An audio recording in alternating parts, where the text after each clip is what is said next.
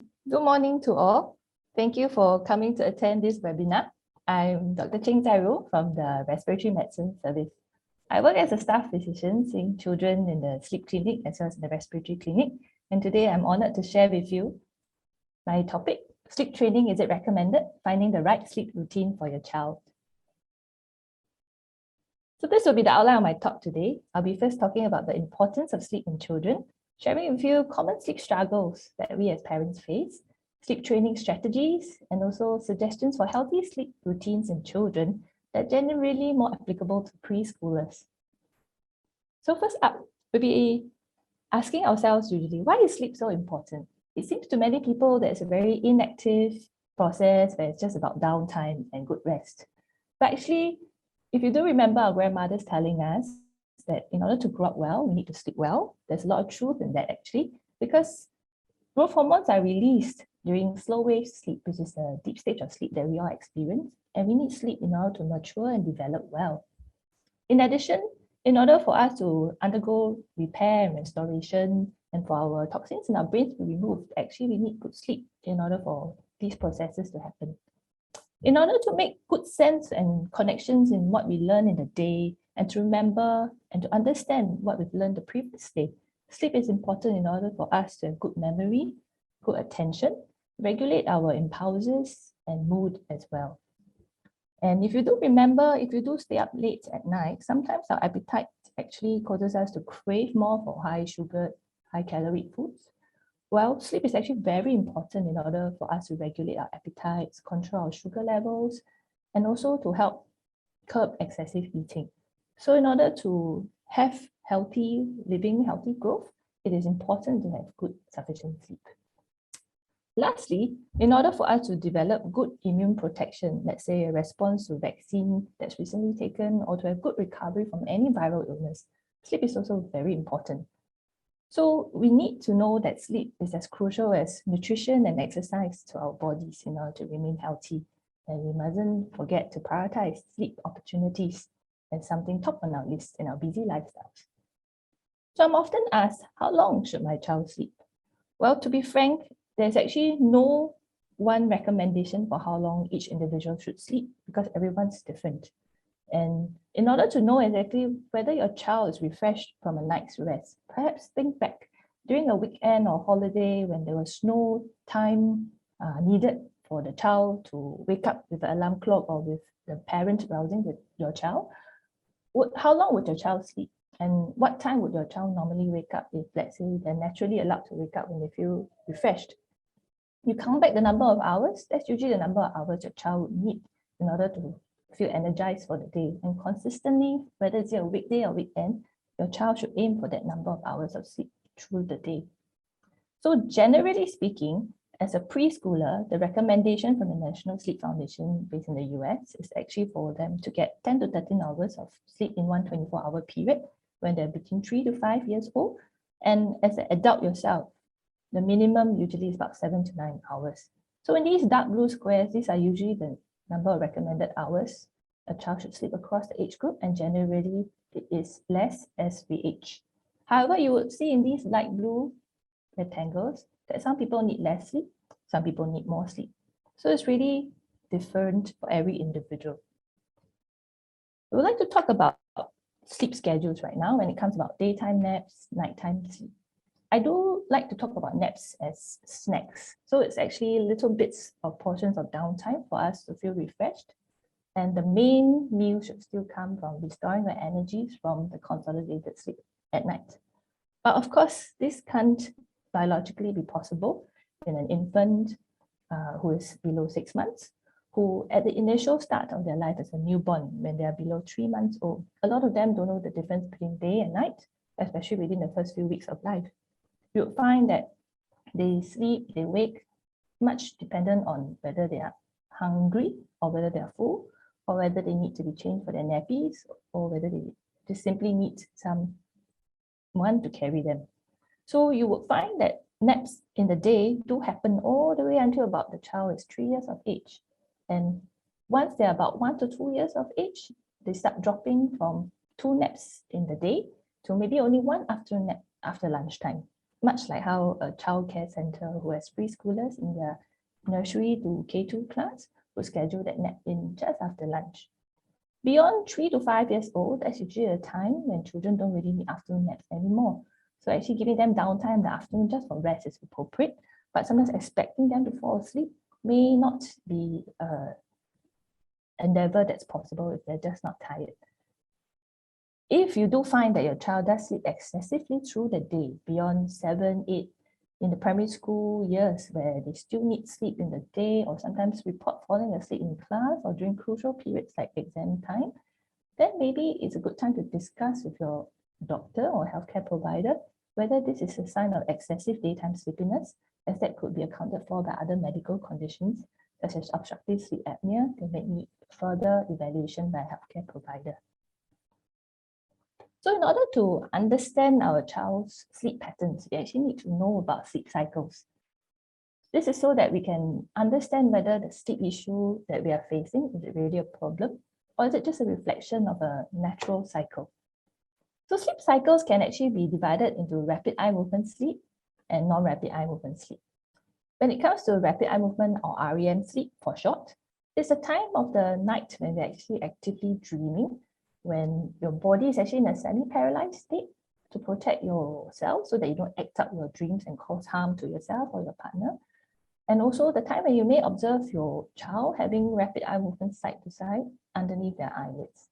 This is the time when actually they make use of this REM sleep to actually make connections between the things they learn and to make sense of the world. It's a very important stage of sleep in order for maturation and development of the brain to happen. So because it plays such an important role in the developing brain, actually young infants spend half the time of their sleep in REM sleep. And as we age, after about 4 years old and reaching towards adulthood, the amount of REM sleep we have in the entire night is only about 25% or less. In the non-rapid eye movement sleep stage, there's stages 1 to 2, which involves lighter sleep, where you may find your child actually murmuring or rousing a little bit. But if left unattended or alone, they actually can put themselves back to sleep quite easily. Once they reach stage 3, which is deep restful sleep, they're actually at the period of time when they're most difficult to rouse and really, really in deep sleep. And you'll find that they're actually having very good rest and restoration of their energy if they get good enough stage 3 sleep. So sleep cycles happen 5 to 6 times a night in various REM and non-REM sleep stages as we go through the night. And as we are about to wake up, that's when the period of REM sleep is actually at its longest. Each sleep cycle lasts about 90 minutes each time.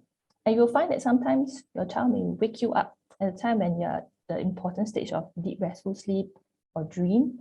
And that may actually put you in a state of unrefreshed sleep when you wake up, because it's really impossible to coincide our sleep cycles with our child's.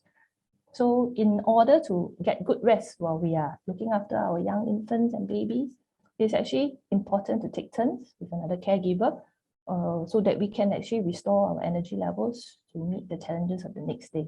And that's something really practical to follow, especially when we are new parents. So we often know that when we have a newborn or when we welcome young children in our families, there will be many milestones that will affect sleep in infancy. And I would like to talk about that because it's something that really can tire out one very much so, especially if we are very much burdened by other stressors in life, such as work or family challenges. So to know that you're not alone, a study done in 2018 actually did report that 27 to 59% of 6 to 12-month-old infants do not sleep through the night. A large proportion of them do not have that good 6 to 8 hours of consolidated sleep through the night.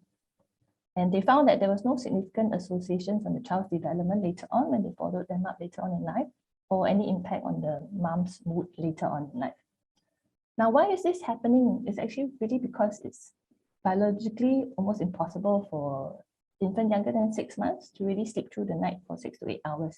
Because with their first born, their sleep patterns are actually regulated by the need to feed, because the tummies are so small. So they actually need to wake up after sleep of 1 to 2 hours to feed, and they may remain awake for about 30 minutes to 3 hours for the first 3 months of their life, and after that fall back to sleep.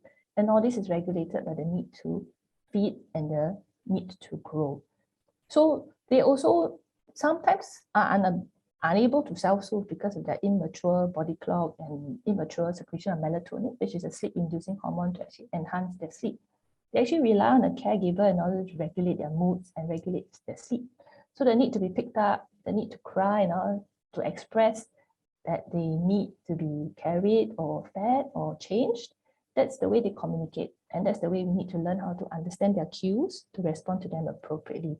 And this can happen many, many times through the night and through the day, affecting our own sleep, for sure.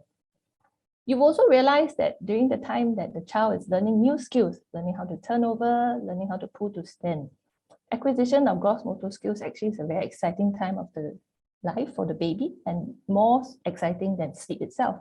So in the middle of the night, they may actually try these newfound skills instead of sleeping. And that may actually affect the period of sleep for a short period of time. And this can happen at different time frames of the life of the baby. And it really differs very much in timing amongst different babies. So you might also expect some amount of separation anxiety at the period of 7 to 9 months of age. And that may also be the time when they may experience a little bit of sleep difficulties. The need to be carried becomes more, the crying becomes louder, but it's developmental and it usually gets better with time. Sometimes you must be aware that sleep disruption can also happen due to medical issues like illness. In the first year of attending any school, any childcare or infant care, usually the baby may experience falling ill and coughing episodes, blocked nose, periods of time when there's vomiting or diarrhea can also be the sleep disruptors that affect a child at this young age, and it's something we need to respond to. So I generally like to talk about good sleep habits and how we can encourage them in young babies instead of focusing on sleep training at this age, because there are many biological reasons why we need to focus on good sleep routines and good sleep habits instead of expecting someone to be trained when it's not possible biologically. I like to emphasize on safety, understanding our babies, and after that, talking about how to develop good bedtime routines that can be enjoyable for both the caregiver as well as the baby. So in terms of sleeping safely, the child is best kept asleep alone on the child's back and in the child's crib. A, B, C. This is actually to reduce the risk of sudden infant death syndrome, and it's very, very much emphasized, especially when we're tired. Try to avoid putting a baby together with you in the same bed because of the risk of SIDS, which can happen at a young infancy stage. It will be good to enhance our parenting efficacy if we know and understand our baby better through sleep cues. Knowing when they're tired and need to be put down. That's the time when they start fussing, perhaps staring in a direction, not showing interest in what you are actually trying to gain their interest with, like a toy or talking to them. They may start rubbing their eyes or pulling their ears. And this is perhaps a time to signal to us that, hey, it's time to put baby down, time to sleep. And this can happen many times through the day. And the more we spend time with baby, the more we'll better be able to understand these sleep cues. Bedtime routine is usually a multi-sensory event that can involve skin-to-skin contact, eye contact, talking to the baby, as well as getting your baby used to and able to recognize the caregiver's familiar scent. And this can be an enjoyable time that can be performed even when the child comes home from the hospital in the first 1 week of life, for both daddies and mummies to partake in, so that it can be a routine that's set in place before the baby is put to sleep. And this can involve more and more activities that change along the way as the baby gets older and is having better head control, and the ability to sit up unsupported gets better.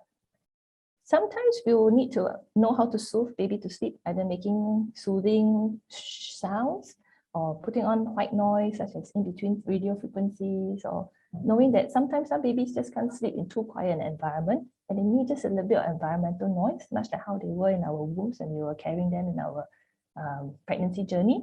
And that's what some babies need to soothe them to sleep, a little bit of noise. Day and night cues can be given to them as they age, and they are starting to have more tummy time at 3 to 4 months of age. You could have them understand when's day, when it's night by changing the environment a bit, opening the curtains, making sure light is thrown into the room in the day, and also when downtime happens in the evening around 6 to 7 o'clock, have darken shades and also switch off lights when you want to prepare baby to signal to them that it's time to sleep. So I often ask parents, how do they feel when their child's bedtime approaches? We usually get a myriad of responses, and some may actually say they're tired because they've had a whole day of work and caregiving and they really want that downtime in order to rest. They feel anxious because they are unsure what to expect given many past negative experiences with difficulties putting the child to sleep at bedtime. Sometimes frustration can ensue because there are a lot of difficulties that are seen in bedtime with the child and the parents' response being and shown escalating to anger sometimes, and that may result in also raised voices and sometimes negative association with bedtime. Of course, there are good days and bad days. For some parents, they generally feel happy and relieved and calm and a lot of love for the child because at the time they get to bond with their child after a hard day, a long day of work. And that's the time they get to observe interactions with the child through a storybook or through a lullaby. And of course, all the time, they will get mix of responses. Some days are good, some days are bad. And for those who face sleep struggles in children, well, we are not alone. In terms of the older age group now we're talking about, 10 to 30% of toddlers and preschoolers do have bedtime resistance, meaning they have difficulty initiating sleep and maintaining sleep. 84% of these children who have difficulties and below 4 years of age actually still have bedtime struggles and night waking, even at the 3-year follow-up mark. This can result in daytime functioning being adversely affected in both the parent and child, where they find that there's difficulties regulating their emotions, having difficulties with impulse control, and challenges with day-to-day activities because of this extreme sleep deprivation and unrefreshing sleep. And to know that you're not alone in this is actually something that can be reassuring, because here we'll share certain problems that we can identify in young children that are commonly faced by parents. So we'll first talk about the start of the night, bedtime problems in young children. Usually it happens after the age of 2 years old, where there's difficulty initiating sleep.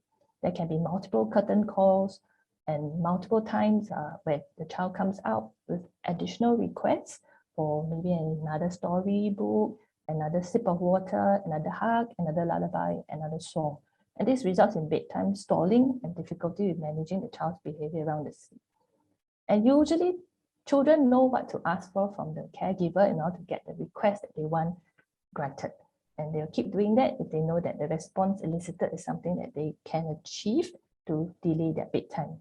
And this can then result in inconsistent sleep habits and environment, where the child can move from bedroom or different beds, depending on how they feel and how they're able to get their demands met. Sometimes we also may give in because we fear that the child is vulnerable, or we have this sense of guilt that when the child cries or shows some resistance, we may not have the abilities to cope at that time of the night when they're so tired, and to institute boundaries.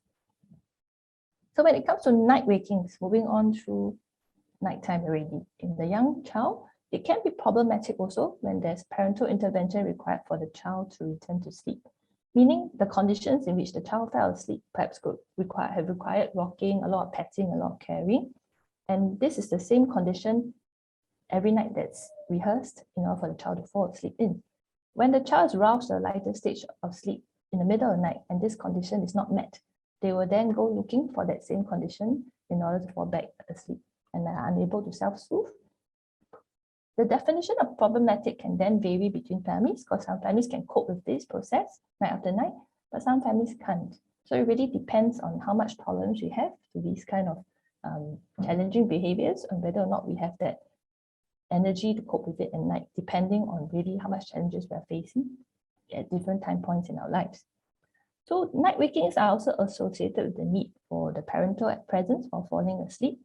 So they actually find that for children who have room sharing, bed sharing, as the child gets older, they have difficulties learning how to self-soothe because all along they've been used to having company at night when they sleep. Those who need to feed to sleep, to have a milk bottle, maybe beyond the age of 2, 3 years old, in order to allow themselves to sleep, can also face problems in the middle of the night. as they may ask and request for the additional feed in the middle of the night. When there's no consistent bedtime routine, chaos can also ensue when there's lack of boundaries. So I'd like to share a story about John, who has had difficulty sleeping alone for many years. He's entering primary 1 next year, and he would usually be settled into his own bed by his father, who lies next to him till he falls asleep. In the middle of the night, he will wake and look for his mother. He has a habit of pulling his mother's shirt over his head and lying with his head on his mother's tummy, waking up both his parents in the process. And oftentimes, he will end up in his parents' bed till the next morning as they're too tired to deal with his protests. His parents wonder why his 2 elder brothers, who are now teenagers, have had such problems, and the whole family is tired from struggling with his night wakings for the past 1 year. Now, this may be something that's commonly seen in parents who are preschoolers, where we do know in a study done in 2012 that 372 preschoolers were surveyed, their parents were asked, and actually 73% of them found that preschoolers required company to fall asleep. Almost a third of them would move to other people's bed in the night, and 40% would wake up tired. And I'm sure you might recognize these sleepy cues in some of our children who may be carried asleep to the school or the early start for the infant care session, where they're rubbing their eyes, yawning, and all not ready to start the day because they're just too tired due to sleep struggles in the night. So sleep training can be recommended in young children starting around the age of preschool years. It significantly improves sleep onset latency, meaning the time it takes to fall asleep. It reduces the night waking frequency and the duration. However, it is very much dependent on the temperament of the child, the parental tolerance to the child's crying, parenting style of the family, and it needs to be tailored to the needs and special circumstances of the child and family, meaning there's no one-size-fits-all solution, and it really depends on the child and the family. What do they need at that point in time before deciding on what kind of sleep training and routines to embark on? So the consideration before embarking on any sleep training is to first look at ourselves as parents, have realistic expectations. You need some expectation and knowledge that there's no one-size-fits-all approach, there's no quick fix. Time and consistency is key. When it comes to the child, be prepared for any extinction burst that can happen. When things are meant to be changed, things usually get worse first before they get better, and ensure that the child is not undergoing any period of illness during any period of sleep training. So there must also be commitment by all caregivers, not just the parents, to be ready for change. Also, in instituting any sleep training, do make sure that your life is currently not packed with stressors or deadlines. Have a good support network, and do fill in a sleep diary. A sleep diary is important because we often only remember the worst periods in our lives, and we tend to forget any good things that might happen, because a sleep diary will capture objectively what happened through the week, what were the timings of waking, and how long and what time the naps were taken for the child, the incidences where night wakings happened, what were the circumstances surrounding it. For sleep diaries that have been filled out by some of my patients before, sometimes it's good because it's a 1 week to 2 week capture of what happened in their lives. It's difficult for them to recall when they are here in front of me. So a sleep diary actually helps me to identify certain difficulties they may experience, such as a late sleep onset for this family with a preschooler. Sleep onset for the child only happened around after 1 a.m. And this was consistent through the entire 2 weeks that the sleep diary was kept. There were also late afternoon naps beyond 3 o'clock, which made it difficult for the child to fall asleep easily in the night. Sometimes in order to face these challenges first, we need timetables in the daytime to decide what happens for the child to engage in activities that can help them tire out and have good exposure to natural sunlight so that they can have a good reason to fall asleep at night when they're tired. And sometimes these timetables need to be put at a place where it's really obvious to the child and the whole family, such as at a place where we eat our meals, so that we can have good planning and consistent routines followed easily by one and all. In instituting sleep training, we must first identify also the problem that's happening. Is it a problem with daytime napping? Maybe too much, too long, too late? Is it hunger in the night that the child experiences as they can't sleep through the night? Is it bedtime problems at the start of the night? Or is it night wakings that happen in the middle of the night? Is the child experiencing pain and illness that will have an expected impact on sleeping through the night, and is something that we need to adjust our expectations of during any acute illness or when the child experiences pain from any other reason? Is it a developmentally appropriate period of time when the child may have nightmares and night terrors, as often children above 2 years old do start remembering their dreams? So in terms of sleep training strategies, what we can first look at is reducing daytime sleeping, where this will help increase the sleep drive, the need to sleep at night for the child. This can sometimes be done with a child who's dropping their naps, and you could replace the nap with enjoyable activities, reduce the nap duration, ensuring that they don't sleep beyond 3:30 p.m. so that they get a good and early bedtime. Eliminating pre-sleep feeds in a preschooler is something that must be done. It might be challenging, but it could also help the process of sleeping through the night because there's less need to change the nappy and the child is less likely to wake up at night due to wetting themselves. And having a healthy bedtime routine where it just takes place over 20 to 30 minutes with the same downtime activities of brushing teeth, having a story, a song, a cuddle, with no screen time 1 hour before bedtime. The gradual retreat strategy that some sources would suggest actually involves likening the presence of the parent to a disappearing chair. That as the nights go on, the distance between the child and the parent who's on the chair increases so that it allows the child to learn how to self-soothe without the need for a close parental presence to fall asleep. So the first few steps can start with the parent being near the child and subsequently the child remaining in bed with the parent moving further and further away, eventually to be outside the door. This can help train the child in a gradual fashion to self-soothe and to accept that the parental presence is no longer as close as before so that they can sleep independently with time to come. There are certain sleep training strategies that can be done at any point in time of the child's life. Muscle relaxation, where we actually have progressively clenching, relaxing of different body parts to help the child and the parent to relax, and going through this script and talking about this to the child in the darkness of the night can actually help put one in the mood for sleep. I like the use of guided imagery where we can imagine maybe the sound of the waterfall at the Jewel Airport or the fountain outside Waterway Point, where we also talk about relaxing images of the sun going down, the bird flying to a distance. All these can be good guided imagery to help with relaxation. And of course, for the extinction method, which is the most emotionally burdensome method to leave a child to cry out in the room, and redirecting the child each time in an unemotive manner to go back to the bedroom each time they come out at night, and ignoring subsequent calling out can also be tried when it's appropriate and when the parent is up to this challenge. So positive reinforcement of good behaviors can involve reward charts. Although they have short shelf lives, it is good to try for the first 1 to 2 weeks to let the child know that a reward that's highly valued by the child can be seen on this reward chart every time they do good adherence to the bedtime routine and good sleep. The child must be developmentally able to understand the concept of delayed gratification, understanding the purpose of the chart and the reason for sleep training in order for this to work. And when the shelf life of this reward chart has gone by, perhaps we could change it out a bit, collecting stars in a jar for good behavior and for redeeming the reward at the end of the week. Always listen to the child. Ask yourself what your child needs at that point in time. Empathize, reassure safety if there's someone who has nighttime fears. Through activities in the daytime, numerous interactions, we develop secure attachment. With a combination of the use of the earlier strategies mentioned, guided imagery, desensitizing them to their fears, and relaxing strategies, all these can help with promoting sleep training.